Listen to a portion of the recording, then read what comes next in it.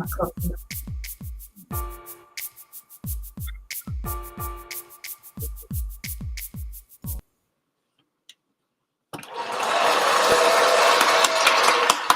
Hello, hello, hello. We're back. We're back. We're back.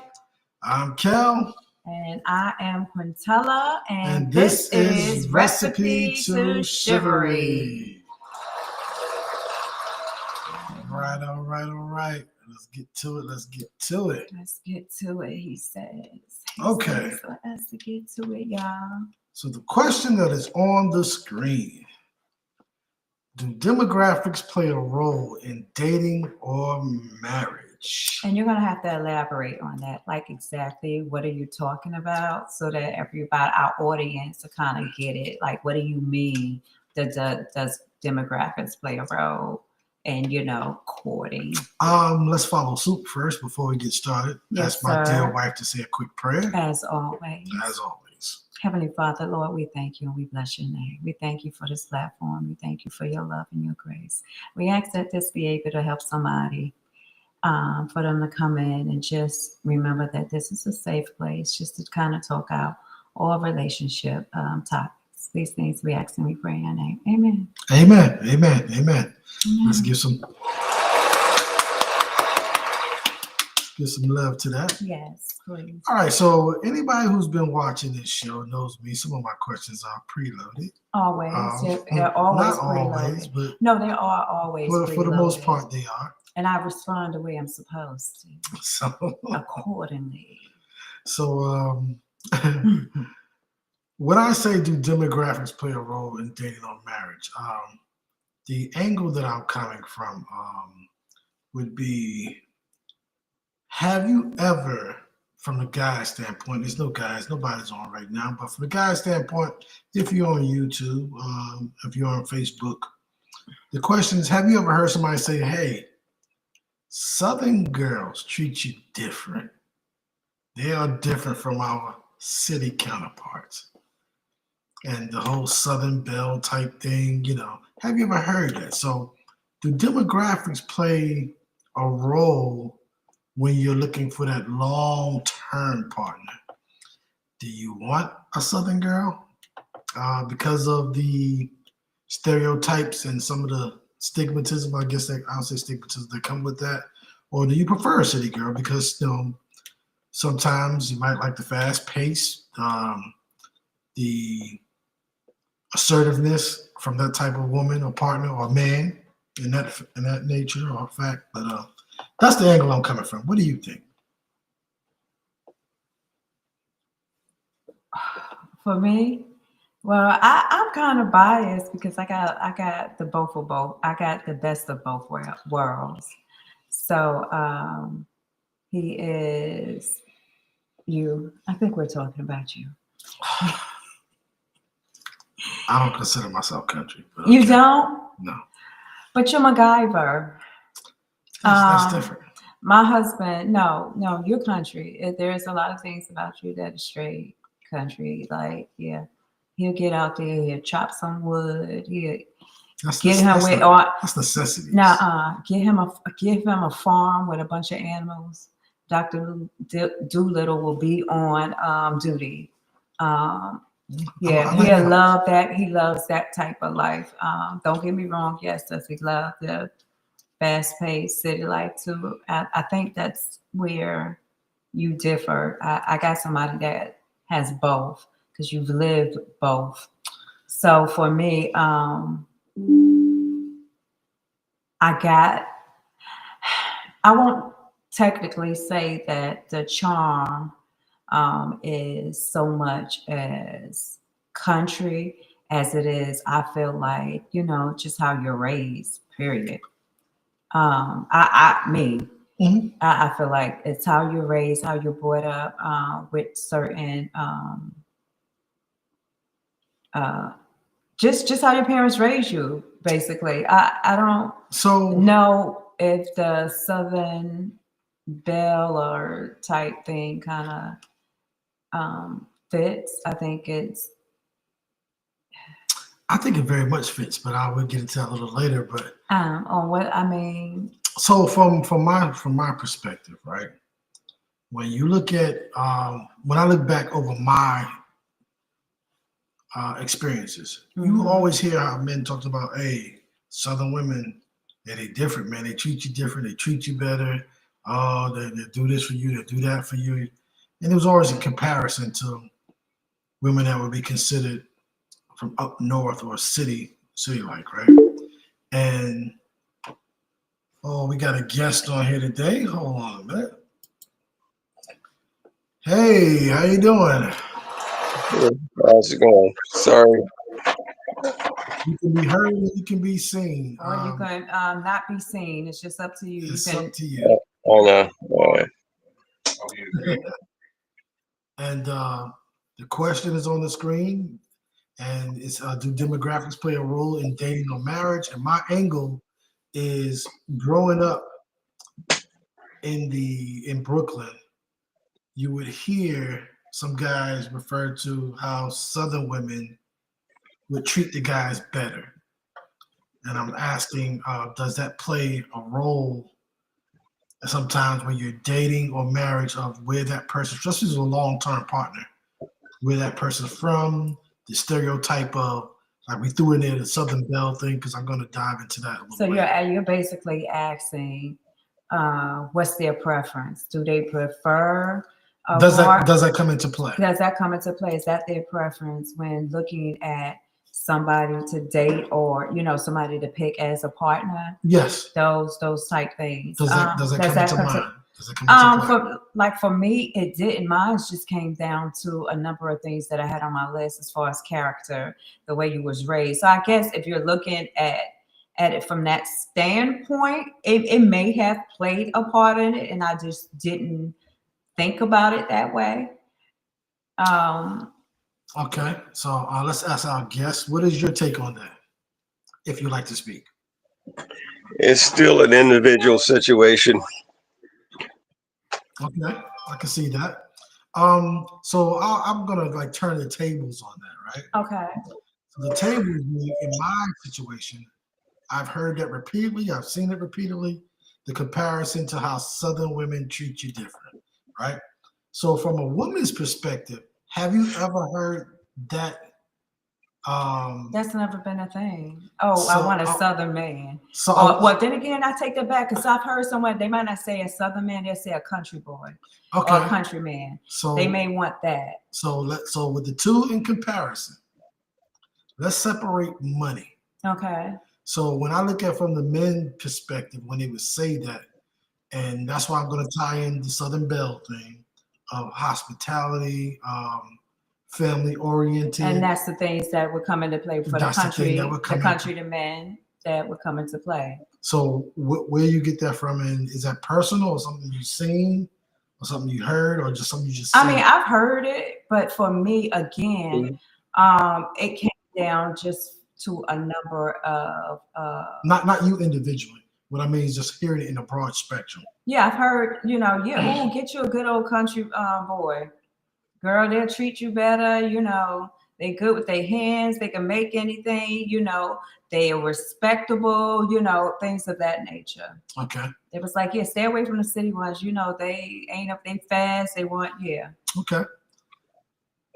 Do you have anything to say to that? Well, again, I go back to still personal because where you're from doesn't matter. Usually men will choose personalities, and it all depends on what kind of culture you've come from, what's how you're brought up, how you're raised, and that's the way you choose a woman, is according to what you like, not so much where she's from. Because think about this: you send a guy overseas, what's the first thing he does? He'll come home with a foreign woman. Typically. What does it have to do with? So are you asking or are you still elaborating? No, I'm asking. Okay, so for me, I think the demographics plays a huge part. So growing up in Brooklyn, New York, right? Well, would you agree that women are more fast paced? Mm-hmm. Typically, New Yorkers come off as The word would be A little bit of rude or rude, aggressive. aggressive, Mhm. and I don't think that's the case overall. It isn't. It's just demographically where we're from. We don't really interact with each other. We're short. We're moving. We're We got moving. things to We do. don't have We're time. short, right? We ain't got just get to the point. What do you need? So either gender can come off that way, right? So Mhm. then once I came down to Virginia. Virginia, the women were different. And different meaning that, you know, a little more soft spoken, a little more to cater to the man. And I'm not saying all, but you know, you saw something different in them, the way they treated relationships. They weren't as stern, wasn't as sharp, um, more more willing. And most guys like, hey, they cook for you, they take care of you, this, that, and the third. And it really didn't have so much to do with money. That's why I wanted to excuse that. It was they were more in tune, or should I say, their culture based around family orientation. So you asked the question about going overseas, and they come home with a foreign wife. I believe that played a role sometimes too, because in my experience, Mm-hmm. I will use Germany for a perfect example. You go to Germany and you see some of these guys that weren't popular for lack of a better term. Mm-hmm. Popular, you know, wasn't in crowd. We go to Germany, and this is like right after the wall fell. So now there's this huge cultural change on their end, and now these guys are coming over to Germany and experiencing a whole different culture. And if anybody doesn't know, it was like the German women love black men. Mm-hmm. So now these guys are getting introduced to women that typically don't look like what they've seen back home. Mm-hmm. Something totally different, out of their reach, so to speak, because of demographics and because of their personality types. Mm-hmm. So now they have a whole different pool to pick from, and it's different from the norm. So yeah, they would choose something totally different, and typically, again, soft spoken, a little different. Mm-hmm. You know, more catering to the man in his system, so to speak. Even though I think that was situational, a whole lot of that there's a lot of other things that play played into that, but mm-hmm. just overall, just so I'm getting back to demographics. But yeah, we can bring all those into it too. So that's what I mean when you say it shouldn't matter. You're absolutely right. In the end, it shouldn't matter. I think it should be based on your preferences. But demographics, I think, do play a part sometimes when you're being treated a certain different way, or you see something, or you're introduced to something different that you never experienced before. Right, and you're like, oh, you know, because again, like you said, maybe somebody from New York, so they're used to women that are a little more independent. Not saying that they don't need a man, but you know, they're okay with doing things themselves. And then you have this man that now he's introduced to a woman who is solely, you know, catering to every need, and also saying, oh, I need you to do this and I need you to do that. And he's feeling like, oh, you know, and that's giving him a ego boost. So I think and it does play a part in decision making sometimes, or it helps you to figure out which end of the spectrum you want to be on. Right. You want to elaborate on that, Amy? Well, I a little bit disagree, because think of just the term that I used, overseas. Think about how quick a man will pick up on a woman, and how many of us, Germany, be it the Philippines, regardless of where you've gone to, how much experience have you had with that kind of a personality, that kind of a culture? So therefore, I still say it becomes an individual thing as to what you choose. And what you choose will usually go to how you're brought up.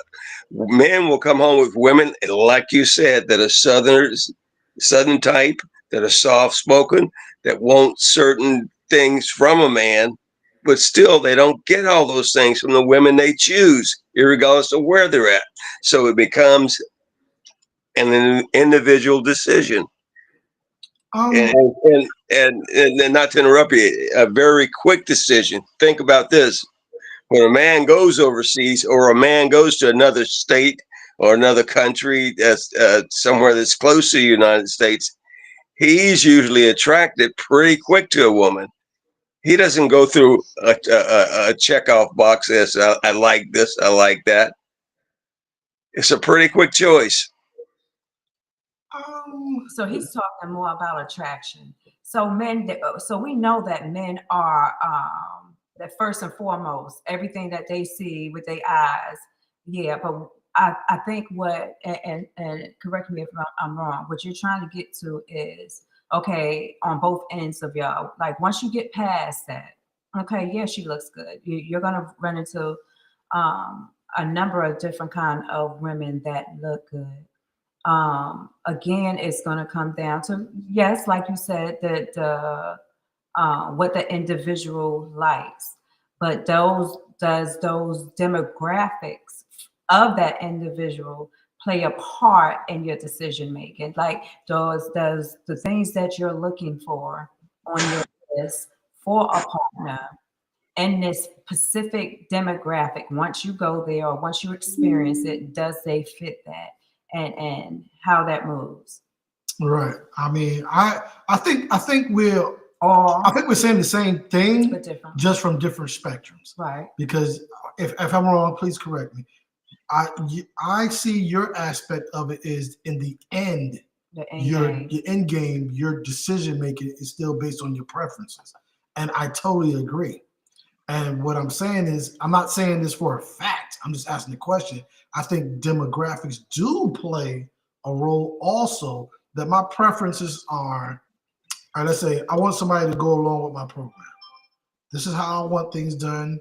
And like you said, you don't get all that. That's very true. Not always. So you have these lists of things that you will want.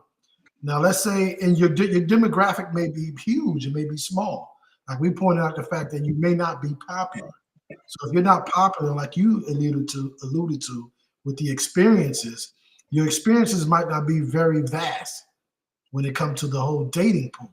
So your small dating pool of the women that you have that you're dealing with, let's point out the scenario that they're Southern women, sharp, career driven, not really, and I'm not saying all, please don't come on You here. said Southern women, or are you talking about Northern women? I'm talking about Northern women. You said Southern. I'm sorry, Northern women. That they're sharp, career driven, not so much have family or family prioritized in front of their career.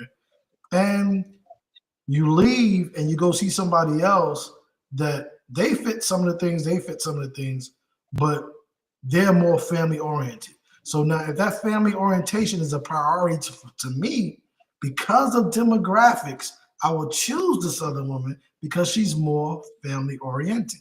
Like when it comes to my wife, I chose her because I felt like she understands my mindset and why I may do things the way I do, the way I may respond to certain things because of where I'm from and how, like, it's always been a habit. We laugh at it all the time. Now, don't get me wrong. Most men probably do this, but for me, it's a habit. We'll be outside, out walking, going to the store, and just out of habit, I don't say that until I grab a pusher and move over to the other side. And she understands exactly what that is. I want her on this side of me because I'm trying to protect her from whatever I think could be potential harm from this side. Mm-hmm. And it's something that, from where I was raised at, you can't walk around with a gold chain around your neck without the possibility of something happening. Mm-hmm. So another instance, like when we get on the train in New York, I would make sure she do not sit by the door. Mm-hmm. Even if that seat is available, she'll sit there, but then I'll stand right next to her by the door or right in front of her. So I chose her based off of some of those demographics. Because I understand. Because she understood my mindset. Well, see, what I think about that is you're just a small percentage of men use the term dating, looking for a woman. You got to remember also it's a two-way street. Just because I choose you doesn't mean that you choose me. So it's a two-way street. Checking off the box again as I like this, I like that, I don't like this. You never check off a full amount of likes or dislikes about a person because they're just not there. No one's totally perfect. Oh, absolutely, absolutely. Absolutely. So I always say that, is what you're willing to be able to say. Can I overlook those Oh, things? can I compromise? Can I Are compromise? these compromises? What are the absolutely yeses and what are the absolute nos? And where do I want to, Where do we compromise? meet? Where do we meet in the middle at? And yeah, if anybody is out there looking for a perfect mate, you will never, ever find them. I don't care what you say. You can say, "Oh, he's perfect for me." Yeah, he is. He's absolutely perfect, like mine. He's perfect for me. He understands me. He know that. Yes, you will get that. But is there a perfect relationship? Is there a perfect male and female? No, there isn't. So Not here on earth. I was just going to say I disagree with that. No, you're And perfect if you're for looking me. for a perfect person on paper, yeah, you never find You'll that. never. But the person I think you wind up in is the perfect person for if you. you choose correctly. If you choose correctly. And because there are people that they don't choose correctly, and then I think that comes into play because there are not conversations being had in the beginning, and they're not setting realistic goals of what they're looking for, or they haven't sat down with their partner and say, okay, this is where I'm at and this is what I'm trying to do. Are you on board? Okay, so another caveat to this that I wanted to bring up was the term Southern Belle. Okay. So I've heard this term throughout my life, but associated it with demographics. And I never truly understood the total meaning behind it. Okay. So in my head back then, Southern Belle meant somebody that was Southern, um, cute, dainty, was family oriented and looking for marriage, trying to be the marriage material. So I kind of looked it up and looked through what it actually came from and what it meant. And I was like, wow, kind of blew away from that. So that led into the demographics thing.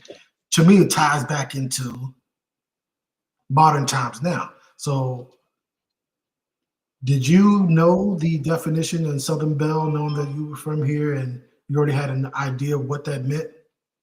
I knew the term, but another thing you're limiting is there's a class situation also that when men are dating, there's a class situation that you have to uh, cross boundaries, and there's many different classes. Think about this: a floor sweeper, someone that's wealthy, someone that's politically inclined. The different classes usually don't go out or below their dating perimeter as far as you call it demographics, and I'll call it class. You won't find a floor sweeper hanging out in Washington D.C. at the White House looking for a lady. You won't find that. Can you say that one more time? You won't find a floor sweeper. So he's talking about like basically a janitor, and then you got somebody who's maybe working in the White House as a political maybe assistant or somebody higher class up. So he's talking about that as far as careers and stuff like so. Basically, this is who he is. He's staying within his class of, and we're talking financial. Mhm. So he's not looking for somebody that's above that necessarily. That's above his class, He's going to stay within his or range. that's in his class. Yeah. That's where you usually date within your class. Within your class is what he's You saying. don't see you're limiting where the dating pool is to a smaller percentage. My class. If I'm a middle class man, I'm usually going to be looking for middle class women. Very rarely would I go look for someone that's working at McDonald's. She may be beautiful, but her personality probably doesn't meet my standards. And that goes on. Go ahead. No, I want you to finish. Go ahead. I see that usually doesn't meet my standards, and that applies to different classes and, as you term, demographics.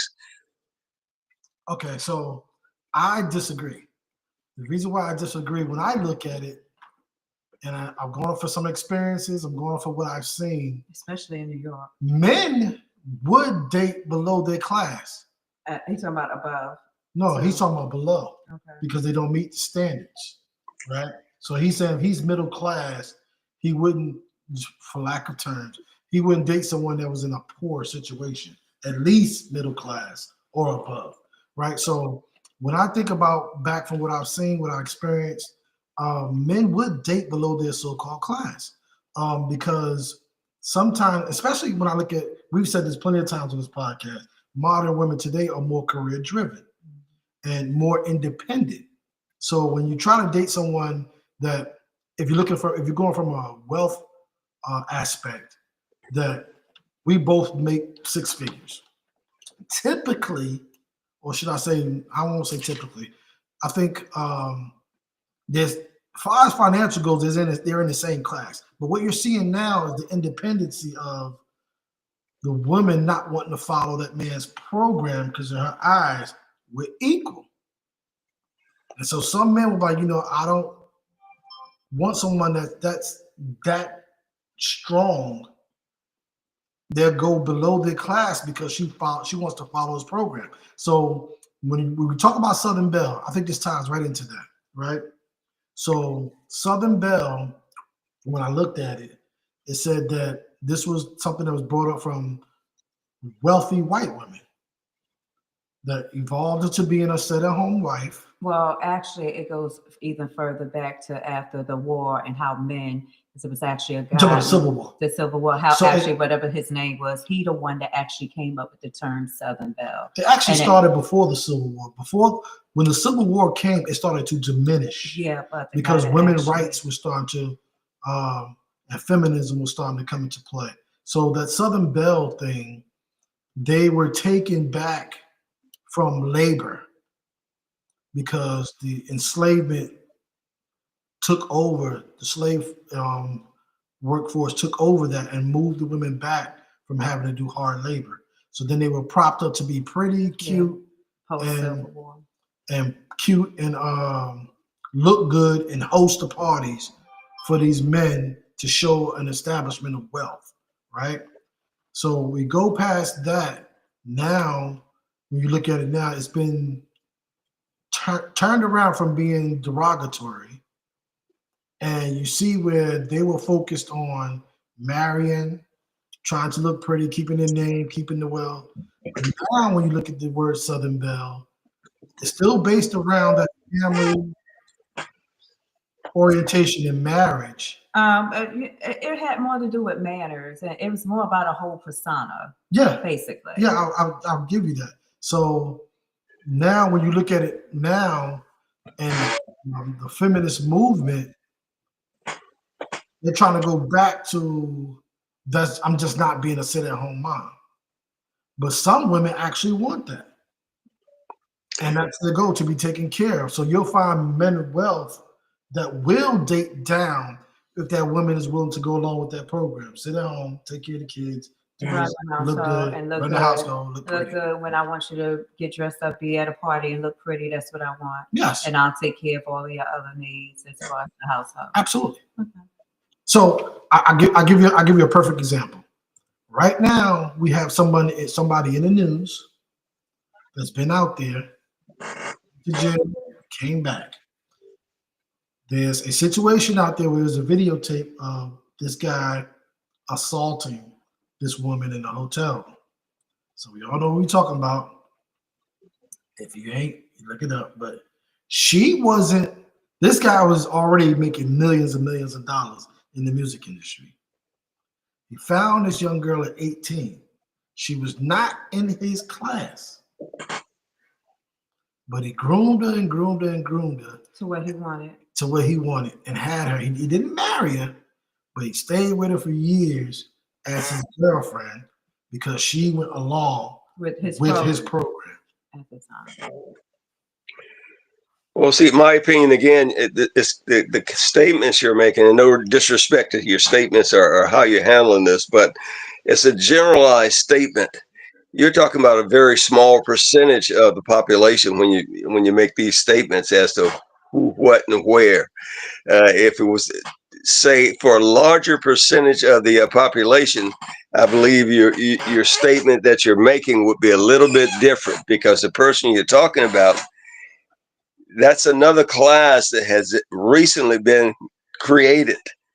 And if you look at it and make a determination on what's happening there, and I'll use the term mixing of the black and the other colors. Mm-hmm. And there are a lot of wealthy black men nowadays. And Mm-hmm. what are they doing? They're getting what they want from all the angles. They're checking all the boxes because there are many fish in the sea, and they have access to them. Absolutely. So glad you said that, because yes, I am talking about a small percentage. Absolutely. So I'm talking about that because on this podcast, that's typically the angles I come from when I sit down and ask some of my female audience, what type of men are you looking for? When they sit down and start spitting this stuff out, those are the classes they try to reach up to. There's nothing wrong with that. Agreed. But then we break it down into classism and getting it back down. And I always ask the question, you as a woman wanting that six-figure or higher class that you talked about being a small percentage, and I totally agree, but what makes you qualify for that percentage? So again, like I just stated, and her qualifications of who she is and what she presents is going to depend on what that man is actually looking for. exactly. So when you say they don't go down in class, that's why I disagree. Because if I take the reverse side of it and ask, what are your qualifications to reach that man of that stature? A lot of times it's my look. I just look good. Okay, what else you bring to the table? Because that type of man, like you said, has a huge pool because of his classism. So there's a plethora of good-looking women. Okay. So what else do you bring? Right. Are you educated? Are you educated? Let's talk about Are that. you willing to be submissive to me? Mm-hmm. And that's where a lot of them fall out of the pickings, so to say, because you won't follow the script. So yes, it is a small percentage. But even if we down the percentage down some and go a little below that, let's say a little below six figures, the same game is being played. Right. The percentage may just get a little larger because we're not in the 1% or 10% of wealthy men. We all know that. But as it goes down, the percentage gets larger because the group gets larger, but the same infrastructure still stands. Well, I say it a little bit different. Like I say, this, speaking of six figures get what they want. Okay, because anything below the six figures are looking mostly, and here I go with the generalized statement, they're mostly looking for something above them. But for the men that are out there and that are in that six-figure category, what do? They choose what they want to choose. They have a lot of, I'm going to use this term, excuse me if you use it on your broadcast, but playthings out there that are not truly what they're in the deep part of their desires looking for. It's just a plaything for them. Oh, absolutely. Absolutely. I totally agree. I do not disagree with that. Absolutely. They are playthings. So, like I said, even though if you go down below the six figures, so I use myself for an example, right? I always said as a young man growing up, I did not want to deal with a woman that had kids, or I didn't want to have a child with a woman that I didn't plan on marrying. That's because of seeing things I saw, growing up the way I did. Was like, one, I want to be there. Two, I don't want to have all this drama, mama issues from different multiple women going through all that.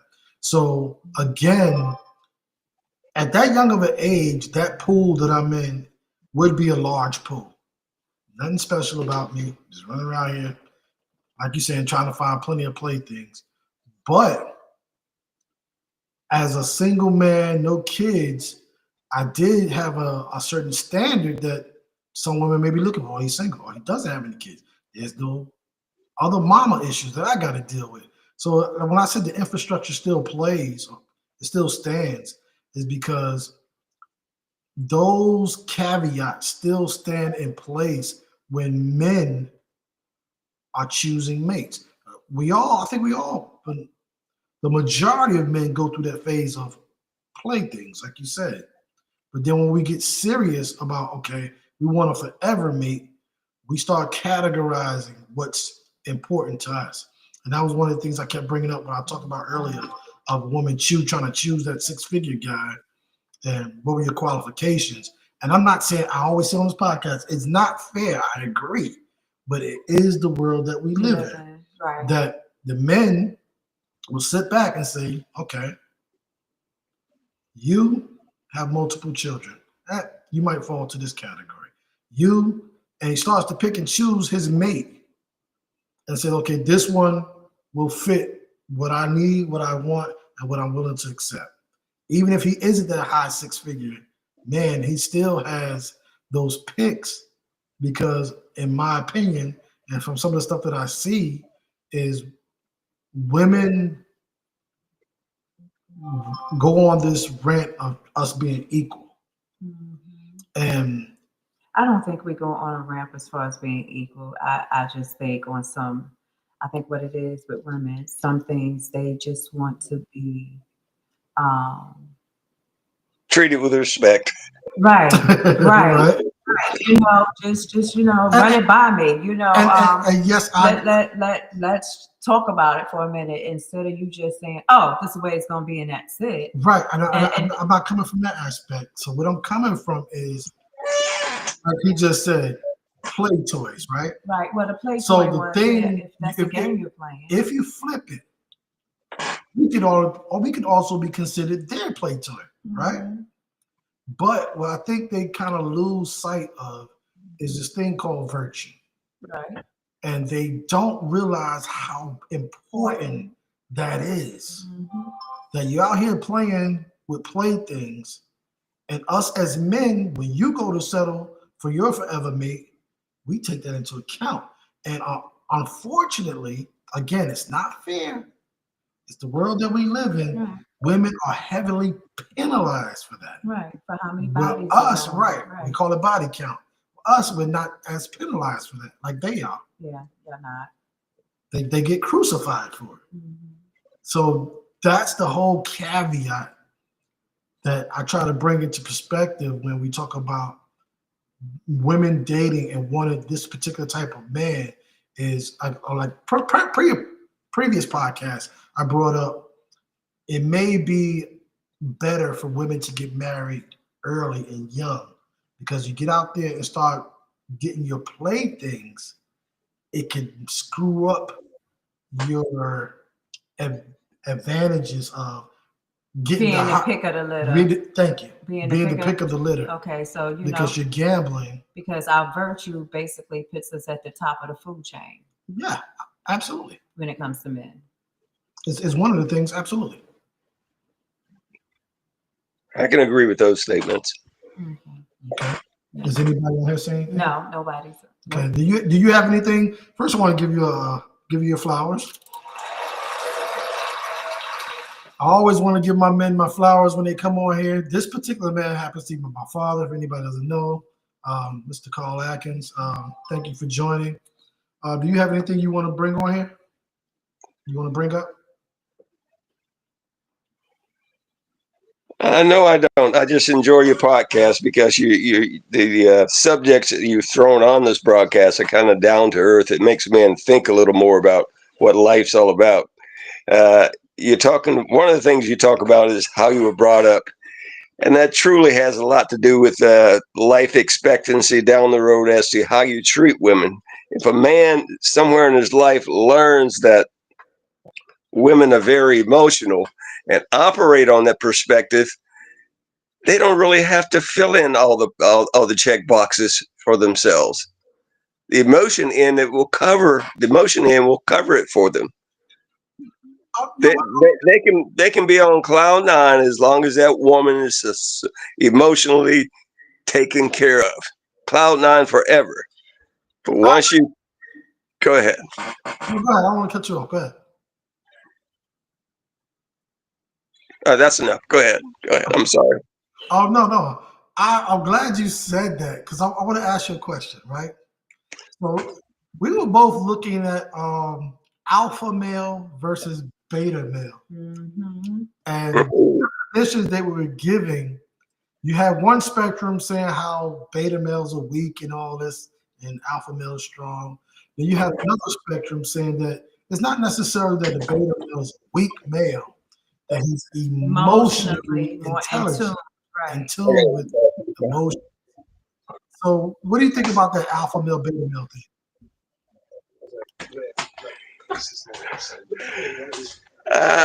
It's debatable. That's funny. That's what I said when I looked at it. I was like, I don't Yeah, agree. we went back and We went back and forth Okay. about that because again, I feel like it's an individual. It comes down to the man. I think his demographics, the way he was brought up. I think all of those things play into it and how he was molded and how those experiences shaped him as a man.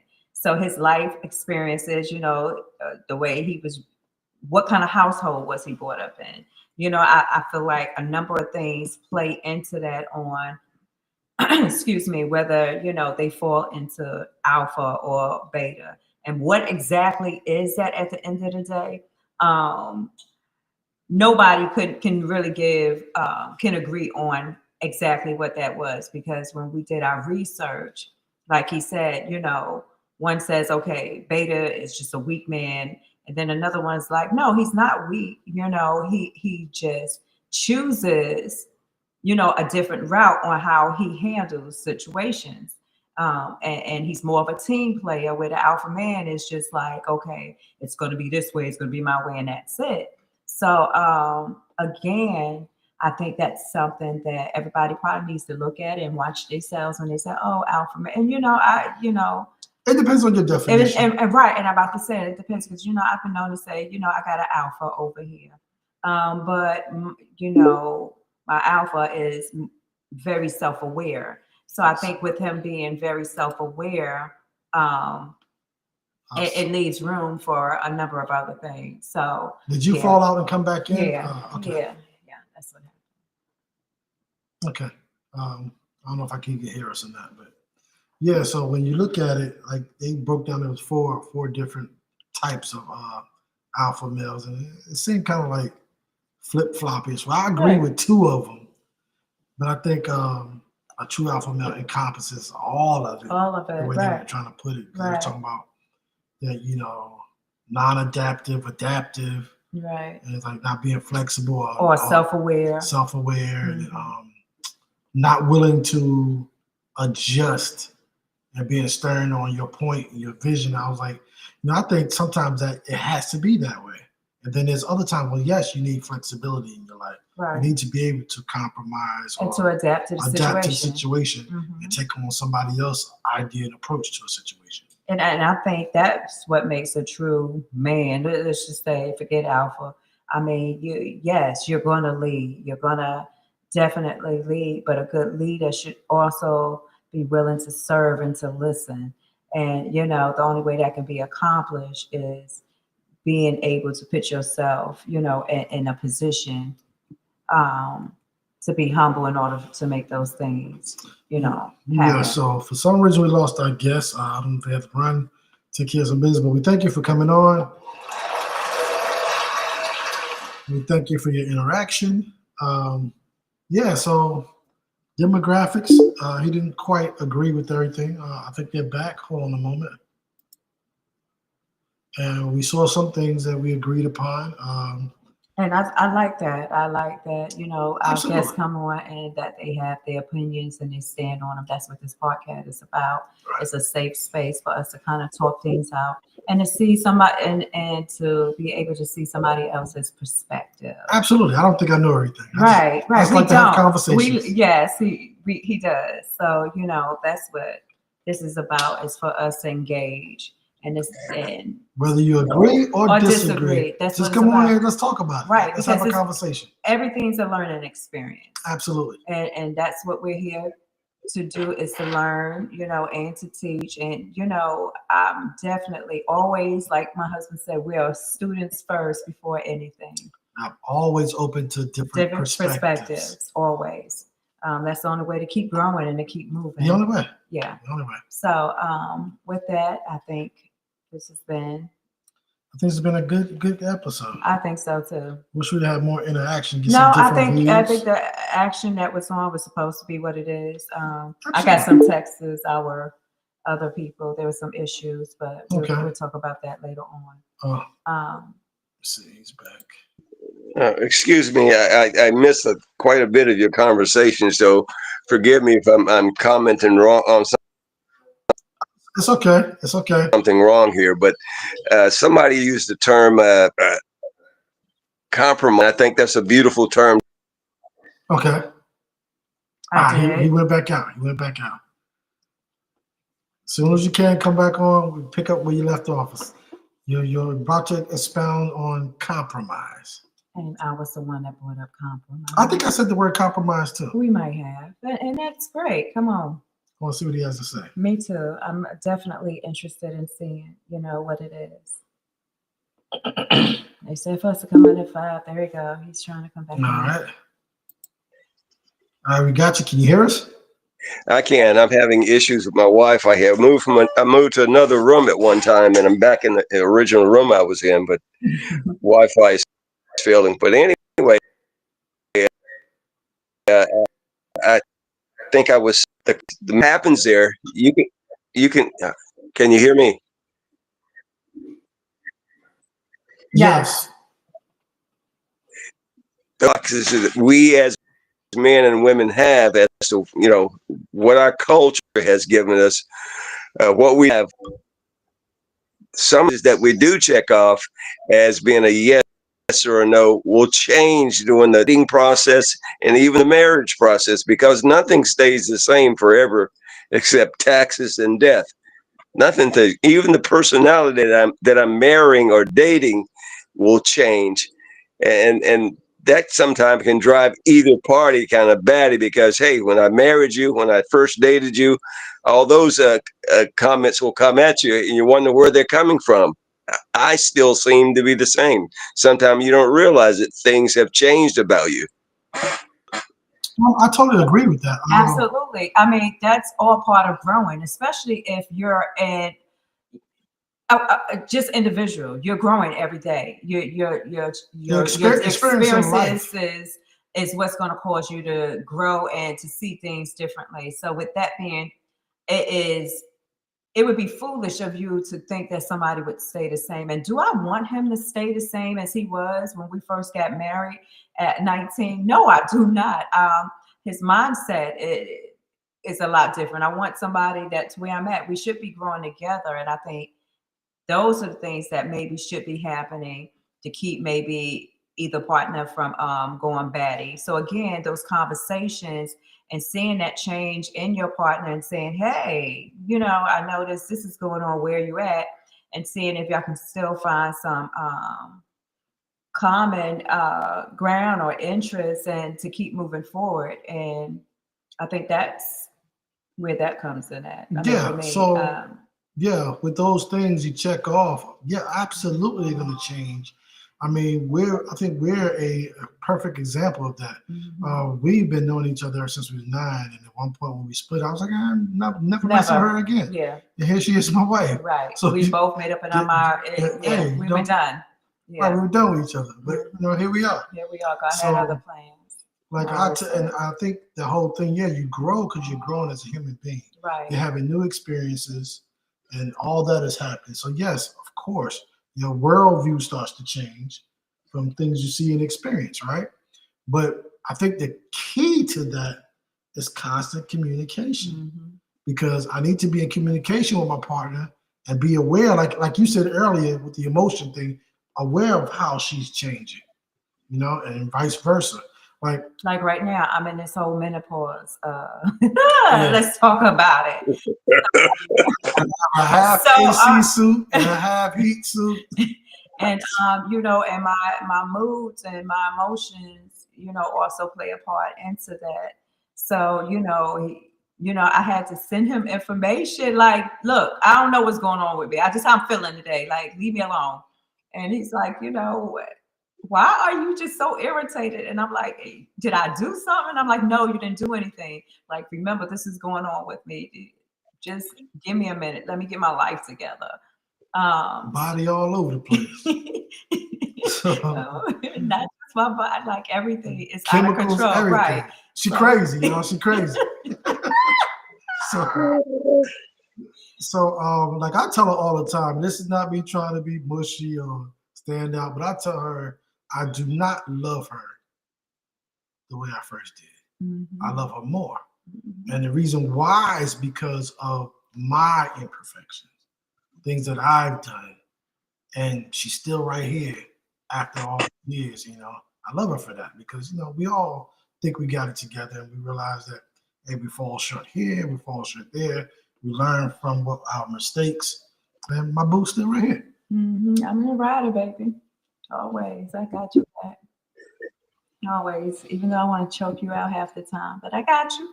But you can't. You show me. Lock in. Just lock in. So, yeah. I think this is excellent. Do you have anything else to add before we call it a night tonight? Love you guys. Be safe. Thank you for the broadcast. All right. Thank you so much for coming on, for joining today. And we appreciate you. This has been another episode of Recipe to Chivalry. I am Quintella. And I am Kel, and we thank you so much for joining us. Good night, y'all. Good night, and y'all be safe. Y'all be safe. Have a great week. Oh, also share, post, repost, like. Definitely. We are on YouTube. We are on TikTok. So give us an applause for that. So you will be seeing, right? Actually, our clips will be on TikTok, but all the episodes are uploaded on YouTube. You can actually go there and see all of them. When we go live here, it goes live to Facebook and YouTube. So now, TikTok has that in. Definitely like, share, post, come back, engage. Please. All right. Thank you. Thank you so much. Good night. Enjoy. Good night. God bless. God bless.